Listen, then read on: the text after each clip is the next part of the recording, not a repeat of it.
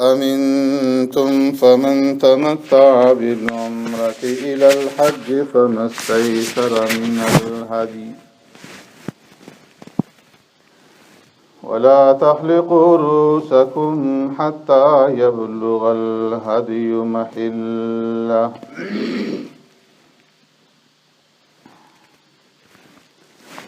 فمن كان منكم مريضا أو به أذى من رأسه ففدية من صيام أو صدقة أو نسك فإذا أمنتم فمن تمتع بالعمرة إلى الحج فما استيسر من الهدي فمن لم يجد فصيام 3 أيام في الحج و7 إذا رجعتم تلك 10 كاملة ذلك لمن لم يكن أهله حاضر المسجد الحرام واتقوا الله واعلموا أن الله شديد العقاب صدق الله مولانا العظيم يا رب صل وسلم دائما أبدا على حبيبك خير الخلق كلهم هو الحبيب الذي ترجى شفاعته لكل هول من الأهوال مقتحم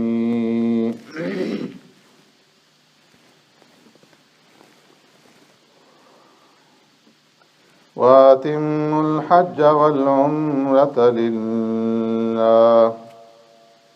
اور پورا کرو حج اور عمرے کو اللہ کے لیے فَإِنْ أُحْصِرْتُمْ فَمَا اسْتَيْسَرَ مِنَ الْهَدْيِ پس اگر تم روک دیے جاؤ تو تم پر ہے جو میسر ہو قربانی میں سے وَلَا تَحْلِقُوا رُؤُوسَكُمْ حَتَّى يَبْلُغَ الْهَدْيُ مَحِلَّهُ اور نہ منڈواؤ تم اپنے سروں کو جب تک کہ پہنچ نہ جائے قربانی اپنی جگہ تک فَمَنْ كَانَ مِنْكُمْ مَرِيضًا أَوْ بِهِ أَذًى مِّن رَّأْسِهِ پس جو کوئی ہو تم میں سے بیمار یا ہو تکلیف اس کے سر میں فَفِدْيَةٌ مِّن صِيَامٍ أَوْ صَدَقَةٍ أَوْ نُسُكٍ پس فدیے میں اس کے لیے روزوں میں سے یا صدقہ میں سے یا قربانی میں سے فَإِذَا أَمِنْتُمْ پس جب ہو تم امن کی حالت میں فَمَنْ تَمَتَّعَ بِالْعُمْرَةِ إِلَى الْحَجِّ فَمَا اسْتَيْسَرَ مِنَ الْهَدْيِ پس جو کوئی فائدہ اٹھائے عمرے کا حج کے ساتھ تو اس پر ہے جو آسان ہو اسے قربانی میں سے فَمَنْ لَمْ يَجِدْ فَصِيَامُ 3 أَيَّامٍ فِي الْحَجِّ پس جو شخص نہ پائے قربانی تو اس کے اوپر ہیں 3 روزے حج کے دنوں میں و7 إِذَا رَجَعْتُمْ اور 7 روزے جب تم واپس لوٹ آؤ تِلْكَ 10 كَامِلَةٌ یہ مکمل 10 روزے ہوئے ذَلِكَ لِمَنْ لَمْ يَكُنْ أَهْلُهُ حَاضِرِ الْمَسْجِدِ الْحَرَامِ یہ حکم ہے اس شخص کے لیے جس کے گھر والے حاضر نہ ہوں مسجد حرام کے پاس واتقوا اللہ اور ڈرتے رہو اللہ سے وَاعْلَمُوا اور جان لو ان اللہ شدید العقاب بے شک اللہ تبارک و تعالی سخت سزا دینے والا ہے۔ آمنت باللہ و بآیاتی،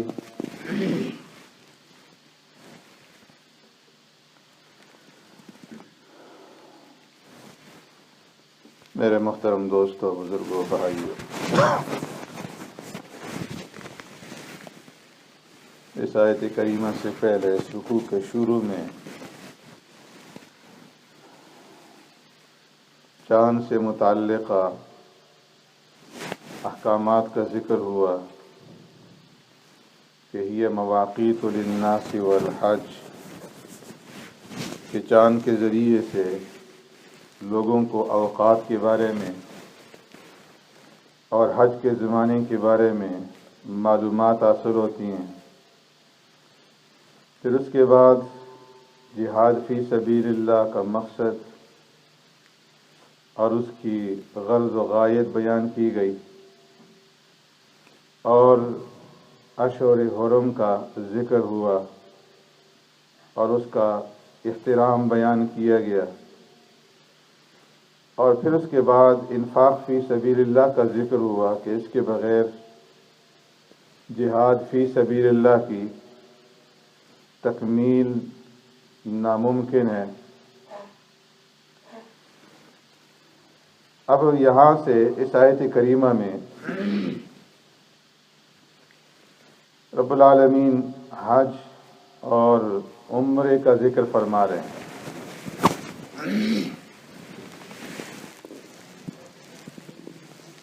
حج یہ اسلام کے ارکان میں سے ایک بنیادی رکن اور فرائض اسلام میں سے ایک اہم فریضہ ہے، جس کے بارے میں اللہ تبارک و تعالی نے قرآن کریم کے اندر متعدد مقامات پر ذکر فرمایا ہے، اور حج کا تعلق چونکہ مکہ مکرمہ اور بیت اللہ کے ساتھ ہے، اس لیے حج کے کچھ احکامات سورہ بقرہ کی اس بحث کے اندر گزر گئے جہاں پر بناء بیت اللہ کا ذکر تھا، اور کچھ احکامات تحویل قبلہ کی بحث میں اور ان الصفا والمروہ کے اندر بیان فرمائے گئے، اور یہاں پر 8 آیات ہیں۔ ان 8 آیات میں حج اور عمرے کے بعد احکامات کا ذکر ہے۔ پھر اس کے بعد سورہ آل عمران کے اندر حج کی فرضیت کا ذکر ہے۔ پھر سورہ مائدہ کے اندر احلت لکم بہیمۃ الانعام اور یا ایھا الذین آمنوا لا تقتلوا الصید وانتم حرم میں حج کے بعد احکامات بیان فرمائے گئے ہیں، اور پھر سورہ حج کے اندر وَأَذِّن فِي النَّاسِ بِالْحَجِّ، اس میں حج کے احکامات اور قربانی کے احکامات کا ذکر ہے۔ حج کی بے شمار فضائل ہیں جو قرآن کے اندر اور احادیث میں پیارے پیغمبر صلی اللہ علیہ وسلم نے بیان فرمائے، اور حج کی فرضیت ہجری 3 کے اندر ہوئی جب سورہ آل عمران کی یہ آیت کریمہ نازل ہوئی وَلِلَّهِ عَلَى النَّاسِ حِجُّ الْبَيْتِ مَنِ اسْتَطَاعَ إِلَيْهِ سَبِيلًا، کہ اللہ تبارک و تعالی نے ان لوگوں کے اوپر حج کو فرض فرما دیا ہے کہ جو مکہ مکرمہ جانے کی استطاعت، طاقت اور قدرت رکھتے ہوں۔ پیارے پیغمبر صلی اللہ علیہ وسلم نے ارشاد فرمایا کہ الحاج والمعتمر وفد اللہ، کہ حج کرنے والے اور عمرہ کرنے والے یہ اللہ کے مہمان ہوتے ہیں، اور جب یہ اللہ تبارک و تعالیٰ سے کسی چیز کا سوال کرتے ہیں تو اللہ رب العزت ان کے اس سوال کو پورا فرماتے ہیں۔ وَإِذَا دَعَاهُمْ، اور جب اللہ سے یہ دعائیں مانگتے ہیں، اجابو، اللہ تبارک و تعالیٰ ان کی دعاؤں کو قبول فرماتے ہیں۔ پیارے پیغمبر صلی اللہ علیہ وسلم سے پوچھا گیا ای الاعمال افضل، اے اللہ کے رسول صلی اللہ علیہ وسلم بتائیے اعمال میں سب سے اچھا عمل، افضل عمل کون سا ہے؟ فرمایا الایمان باللہ، اللہ کی ذات کے اوپر ایمان لانا۔ قال ثم ایو، ایمان کے بعد کون سا عمل افضل ہے؟ فرمایا الجہاد فی سبیل اللہ، اللہ کے راستے میں جہاد کرنا۔ پھر عرض کیا گیا ثم ایو، اے اللہ کے رسول اس کے بعد؟ فرمایا کہ حج مبرور، اللہ کے ہاں محبوب ترین عمل ہے۔ اور پیارے پیغمبر صلی اللہ علیہ وسلم نے ارشاد فرمایا العمرۃ الی العمرۃ کفارۃ لما بینہما، ایک عمرے کے بعد دوسرا عمرہ کرنا درمیان کے گناہوں کے لیے یہ کفارہ بن جاتا ہے۔ والحج المبرور لیس له جزاء الا الجنہ، اور حج مبرور کا بدلہ تو بس جنت ہی ہے اللہ تبارک و تعالیٰ کے ہاں۔ اور آپ صلی اللہ علیہ وسلم نے ارشاد فرمایا کہ تم حج کے بعد حج اور عمرے کے بعد عمرہ کرو، اس لیے کہ اس سے فقر اور فاقہ اس طرح سے دور ہو جاتا ہے، ختم ہو جاتا ہے، جس طرح کہ آگ کی بھٹی کے اندر لوہے کے اور چاندی کے اور سونے کے اوپر سے جو گند ہوتا ہے وہ دور ہو جاتا ہے۔ اور فرمایا کہ حج اور عمرے کا بدلہ تو اللہ تبارک و تعالیٰ کے ہاں جنت کی شکل میں دیا جائے گا۔ تو بے شمار فضائل سرکار دو عالم صلی اللہ علیہ وسلم نے حج اور عمرے کے بیان فرمائے، لیکن چونکہ یہ جو آیت کریمہ ہے وَأَتِمُّ الْحَجَّ وَالْعُمْرَةَ لِلَّهِ، یہ آیت کریمہ حدیبیہ کے واقعے کے موقع پر نازل ہوئی ہجری 6 کے اندر۔ اور جس طرح میں عرض کر چکا ہوں کہ حج کی فرضیت ہجری 3 میں سورہ آل عمران کی آیت کریمہ کے نازل ہونے پہ ہوئی تھی، تو اس لیے یہاں پر حج اور عمرے کی فرضیت یا واجبیت کے بارے میں ذکر نہیں ہے، بلکہ حج کے اور عمرے کے بعض احکامات اللہ تبارک و تعالیٰ نے بیان فرمائے، اور ان میں سے یہ حکم ہے کہ وَأَتِمُّ الْحَجَّ وَالْعُمْرَةَ لِلَّهِ، کہ مسلمانوں کہ جب تم حج شروع کرو یا عمرہ شروع کرو تو اسے پورا کرو اللہ کے لیے، اور اس حج اور عمرہ کو شروع کرنے کے بعد اسے راستے میں مت چھوڑو۔ حج اور عمرہ شروع کرنے کے بعد یا حج کے احرام کو عمرے کے احرام میں تبدیل مت کرو، بلکہ اسے پورا کرو۔ امام شافعی رحمۃ اللہ تعالیٰ علیہ اور امام احمد رحمۃ اللہ تعالیٰ علیہ کے نزدیک عمرہ واجب ہے، اور وہ اسی آیت کریمہ سے دلیل پکڑتے ہیں، جبکہ امام اعظم ابو حنیفہ رحمۃ اللہ تعالیٰ علیہ اور امام مالک رحمۃ اللہ تعالیٰ علیہ فرماتے ہیں کہ عمرہ کرنا یہ سنت ہے۔ حضرت جابر رضی اللہ تعالیٰ عنہ فرماتے ہیں کہ میں نے سرکار دو عالم صلی اللہ علیہ وسلم سے پوچھا یا رسول اللہ صلی اللہ علیہ وسلم کیا عمرہ کرنا واجب ہے؟ آپ صلی اللہ علیہ وسلم نے ارشاد فرمایا کہ نہیں، واجب تو نہیں، لیکن کر لو تو افضل اور بہتر ہے۔ اس لیے امام صاحب فرماتے ہیں کہ وَأَتِمُّ الْحَجَّ وَالْعُمْرَةَ لِلَّهِ سے مراد یہ نہیں ہے کہ عمرہ کرنا واجب ہے، بلکہ اس سے مراد یہ ہے کہ جب تم حج یا عمرہ شروع کرو تو اس کا پورا کرنا واجب۔ جس طرح کوئی بھی نفلی عمل ہے، اگر کوئی آدمی نفل پڑھنا شروع کر دیتا ہے، نفل پڑھنا واجب نہیں ہے، لیکن اگر کسی نے نفلوں کی نیت باندھ لی، اب ان نفلوں کو پورا کرنا واجب ہے۔ ایسے ہی اگر کسی آدمی نے نفلی روزے کی نیت سے روزہ شروع کر لیا، اب اس کو روزہ پورا کرنا واجب ہے۔ ایسے ہی اگر کسی نے نفلی حج کی نیت سے احرام باندھ لیا یا عمرے کا احرام باندھ لیا، تو اب اس کا پورا کرنا واجب ہے۔ تو فرمایا کہ وَأَتِمُّ الْحَجَّ وَالْعُمْرَةَ لِلَّهِ کہ جب تم عمرے کا احرام باندھ لو یا حج کا احرام باندھ لو، تو اب اس کے بعد اس کو پورا کرنا تمہارے ذمے واجب ہے۔ اس کو راستے میں مت چھوڑو اور اللہ کی رضا کے لیے اس کو پورا کرو، مکمل کرو۔ للہ کے ساتھ یہ بتا دیا گیا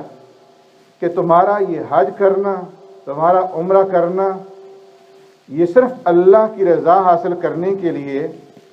اور اللہ کی خوشنودی حاصل کرنے کے لیے اور اللہ کا قرب حاصل کرنے کے لیے ہو۔ حج اور عمرے سے مقصود ریاکاری نہ ہو، دکھلاوا نہ ہو، نام اور نمود نہ ہو۔ جس طرح بعض لوگ کرتے ہیں کہ جب حج یا عمرے کے لیے نکلتے ہیں تو باقاعدہ ڈھول ڈمکے کے ساتھ نکلتے ہیں، ہار پہنائے جاتے ہیں پھولوں کے، نوٹوں کے، اور جب واپس آتے ہیں حج اور عمرہ کرنے سے تو تب بھی اسی طرح ان کا استقبال کیا جاتا ہے اور ان کو نمایاں کیا جاتا ہے ہار ڈال ڈال کر کے، اور اگر کوئی ڈالنے والا نہ ہو تو خود ہی ڈال دیتے ہیں تاکہ لوگوں کو معلوم ہو کہ یہ حاجی صاحب ہیں اور یہ عمرہ کر کے واپس آئے ہیں۔ اور بعض لوگ حج اور عمرہ کرنے کے بعد جتلاتے رہتے ہیں کہ ہم نے پہلا حج فلاں سن میں کیا اور دوسرا فلاں سن میں اور تیسرا فلاں سن میں کیا اور اتنے عمرے کیے۔ تو فرمایا کہ مسلمانوں وَأَتِمُّ الْحَجَّ وَالْعُمْرَةَ لِلَّهِ حج اور عمرے کرو کہ اس کا بہت بڑا اجر ہے، بہت بڑا ثواب ہے، لیکن کس لیے کرو؟ ریاکاری کے لیے نہ کرو، دکھلاوے کے لیے نہ کرو، بلکہ للہ اللہ کی رضامندی حاصل کرنے کے لیے اور اللہ کی خوشنودی حاصل کرنے کے لیے کرو۔ فَإِنْ أُحْصِرْتُمْ فَمَا اسْتَيْسَرَ مِنَ الْحَجِّ اب سوال پیدا ہوا کہ ایک آدمی حج کرنے کے لیے یا عمرہ کرنے کے لیے نکلا اور احرام باندھ لیا، احرام باندھنے کے بعد راستے میں کوئی ایسی رکاوٹ پیش آ گئی، کوئی ایسا عذر پیش آ گیا، کوئی ایسا مانع پیش آ گیا کہ جس کی وجہ سے وہ اب اپنا سفر جاری رکھ نہیں سکتا، حج اور عمرہ نہیں کر سکتا، تو اسے کیا کرنا چاہیے؟ جس طرح کہ سرکار دو عالم صلی اللہ علیہ وسلم نے اور آپ صلی اللہ علیہ وسلم کے ساتھ 1400 صحابہ اکرام نے ہجری 6 کے اندر احرام باندھا عمرے کا، اور حدیبیہ کے مقام پر کفار مکہ کی طرف سے انہیں روک دیا گیا اور عمرہ کرنے نہیں چھوڑا گیا، تو فرمایا کہ ایسی صورت میں جب کوئی آدمی حج یا عمرے کا احرام باندھ لے اور احرام باندھنے کے بعد دشمن راستے میں آ جائے یا بیماری لاحق ہو جائے، کوئی ایسا عذر لاحق ہو جائے کہ جس کی وجہ سے وہ اپنا سفر جاری رکھ نہیں سکتا، حج عمرہ نہیں کر سکتا، تو ایسی صورت میں اسے کیا کرنا چاہیے؟ تو اللہ نے اس کا جواب دیا فَإِنْ أُحْصِرْتُمْ فَمَا اسْتَيْسَرَ مِنَ الْهَدْيِ کہ اگر اس طرح سے کوئی رکاوٹ پیش آ جائے اور تمہیں روک دیا جائے یا کسی بیماری کی وجہ سے تم رک جاؤ، تو ایسی صورت میں تمہارے لیے یہ ہے کہ تم قربانی دے دو۔ فَمَا اسْتَيْسَرَ مِنَ الْهَدْيِ جو بھی قربانی تمہیں آسانی کے ساتھ مہیا ہو، بکری کی ہو، دمبے کی ہو، گائے کی ہو، اونٹ کی ہو، جو بھی قربانی فَمَا اسْتَيْسَرَ آسانی سے تمہیں حاصل ہو جائے، میسر ہو جائے، تو تم قربانی پیش کرو، اور قربانی پیش کرنے کے بعد پھر احرام سے باہر نکل آؤ۔ اب یہ سوال پیدا ہوا کہ قربانی کب پیش کی جائے اور کہاں پیش کی جائے؟ تو اللہ نے اس کا جواب دیا وَلَا تَحْلِقُوا رُؤُوسَكُمْ حَتَّى يَبْلُغَ الْهَدْيُ مَحِلَّهُ، کہ دیکھو قربانی جو پیش کرنی ہے اور احرام سے جو باہر آنا ہے تو اس وقت تک تم احرام سے باہر مت آؤ. وَلَا تَحْلِقُوا رُؤُوسَكُمْ، تم اپنے سروں کے بال مت منڈواؤ، مت کٹواؤ، حلق نہ کرو جب تک کہ تمہاری قربانی اپنی جگہ تک نہ پہنچ جائے. حلق کہتے ہیں کہ اپنے سر کے بالوں کو منڈوانا یا کٹوانا، اور جب انسان بالوں کو منڈوا دیتا ہے یا کٹوا دیتا ہے تو اس سے وہ احرام سے باہر آ جاتا ہے. تو فرمایا کہ اس وقت تک احرام سے باہر نہیں آنا جب تک کہ تمہاری قربانی اپنی جگہ تک نہ پہنچے. اب قربانی کی جگہ کون سی ہے، اس کے اندر بھی اختلاف ہے. امام شافعی رحمۃ اللہ تعالی علیہ فرماتے ہیں کہ جہاں پر رکاوٹ پیش آئی دوران سفر تو وہیں پر قربانی دے دی جائے. جہاں احصار ہوا، رکاوٹ ہوئی، وہیں قربانی پیش کر کے احرام سے باہر نکل رہا ہے. اور ان کی دلیل یہ ہے کہ سرکار دو عالم صلی اللہ علیہ وسلم نے حدیبیہ کے مقام کے اندر آپ صلی اللہ علیہ وسلم نے جبکہ احرام میں تھے، صحابہ اکرام بھی اور آپ بھی، وہیں پر آپ صلی اللہ علیہ وسلم نے قربانی کی اور احرام سے باہر نکلا ہے. جبکہ امام اعظم ابو حنیفہ رحمۃ اللہ تعالی علیہ فرماتے ہیں کہ قربانی کا جو محل ہے وہ حدود حرم ہے، کہ اگر کوئی آدمی دوران سفر میں رکاوٹ پیش آ گئی حج اور عمرے کے سفر میں اور وہ سفر جاری رکھ نہیں سکتا تو ایسی صورت میں وہ کسی کے ہاتھ اپنی قربانی کو بھیج دے حدود حرم کے اندر، یا قربانی کی قیمت کسی کو دے دے اور اس کے ساتھ یہ تعین کر دے کہ فلاں دن فلاں وقت میں تم حدود حرم کے اندر قربانی کر دینا. اور جب وہ وقت گزر جائے اور یہ یقین ہو جائے، غالب گمان ہو جائے کہ اس نے قربانی کر لی، یہ غالب گمان پرانے زمانے کے ساتھ تعلق رکھتا ہے، آج کل ہر قسم کی سہولتیں موجود ہیں. تو فرمایا کہ جب حدود حرم میں اس کی وہ قربانی پہنچ کر کے ذبح ہو جائے تو اس کے بعد وہ اپنے سر کے بال منڈوا لے اور احرام سے باہر نکل آئے. اور امام اعظم ابو حنیفہ رحمۃ اللہ تعالی فرماتے ہیں کہ سرکار دو عالم صلی اللہ علیہ وسلم نے جو واقعہ حدیبیہ کے موقع پر قربانی فرمائی تھی تو وہ حد حرم کے اندر ہی فرمائی تھی، جسے آج کل شمیسیہ کہا جاتا ہے. سرکار دو عالم صلی اللہ علیہ وسلم نے اس مقام کے اندر قربانی فرمائی تھی اور احرام سے باہر نکل آئے تھے. تو اس لیے قربانی کا حدود حرم میں پہنچنا یہ ضروری ہے. فمن كان منكم مريضا او بأذى من رأسه ففدية من صيام او صدقة او نسك. اس میں اللہ تبارک و تعالیٰ نے ایک اور حکم بیان فرما دیا کہ ایک آدمی اسے کوئی رکاوٹ نہیں ہے سفر کے دوران میں، وہ حج اور عمرے کے افعال کر سکتا ہے، لیکن احرام کی حالت میں احرام باندھنے کے بعد انسان کے اوپر شرائط لاگو ہو جاتی ہیں کہ وہ احرام کی حالت میں یہ کام نہیں کر سکتا. مثال کے طور پر وہ اپنے سر کے بال نہیں منڈوا سکتا، جسم کے کسی حصے سے بال نہیں منڈوا سکتا، نہیں اکھاڑ سکتا، نہیں کٹوا سکتا، خوشبو نہیں لگا سکتا، اور اپنی اہلیہ کے پاس نہیں جا سکتا، سلے ہوئے کپڑے نہیں پہن سکتا. تو ایسی صورت میں فمن کان منکم مریضا، جو آدمی بیمار ہو جائے اور بیماری کی وجہ سے مجبوراً اسے بال منڈوانے پڑے جسم کے کسی حصے سے، او بھی عزم من راسی، یا سر کے اندر درد ہے، تکلیف ہے اور اس تکلیف کی وجہ سے اسے سر کے بال منڈوانے پڑ جائیں، یا سر کے اندر جوئیں پڑ جائیں اور اس کی وجہ سے تکلیف ہو، اس کی وجہ سے بال منڈوانے پڑ جائیں، تو ایسی صورت میں اسے کیا کرنا چاہیے؟ حضرت کعب ابن عجرہ رضی اللہ تعالیٰ عنہ ایک صحابی ہیں، فرماتے ہیں کہ یہ آیت کریمہ میرے بارے میں نازل ہوئی کہ میں جب سفر حج کے اندر تھا اور اس دوران میں جب میں ایک مقام کے اندر ہنڈی پکا رہا تھا، آگ جلا رہا تھا، سرکار دو عالم صلی اللہ علیہ وسلم کا میرے پاس سے گزر ہوا تو میرے سر کے بالوں سے جوئیں ٹپک رہی تھی. آپ صلی اللہ علیہ وسلم نے فرمایا کہ اے کعب، یہ تمہارے سر کے حیوان جو ہیں یہ تمہیں اذیت اور تکلیف پہنچا رہے ہوں گے۔ عرض کیا اے اللہ کے رسول صلی اللہ علیہ وسلم جی ہاں، لیکن احرام کی حالت میں ہوں، اس لیے کیا کر سکتا ہوں؟ تو آپ صلی اللہ علیہ وسلم نے ارشاد فرمایا کہ تم اپنے بالوں کو منڈوا لو، اور اس کے نتیجے میں ففدیۃ من صیام او صدقۃ او نسک، یا تو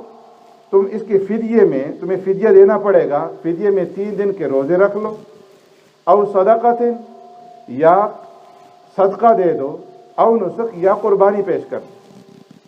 تو فرمایا کہ احرام کی حالت میں اگر کسی آدمی کو کوئی ایسا عذر لاحق ہو جائے جس کی وجہ سے اسے احرام کھولنا پڑے تو اسے فدیہ دینا پڑے گا،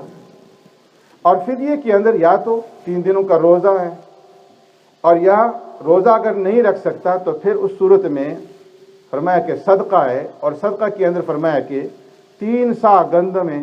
کہ آدھا آدھا سا 6 مسکینوں کو تقسیم کر دے، او نسک یا قربانی ہے کہ قربانی جو ہے وہ حدود حرم کے اندر ذبح کر دے۔ سبحانک اللہم و بحمدک، نشہد ان لا الہ الا انت، نستغفرک و نتوب الیک۔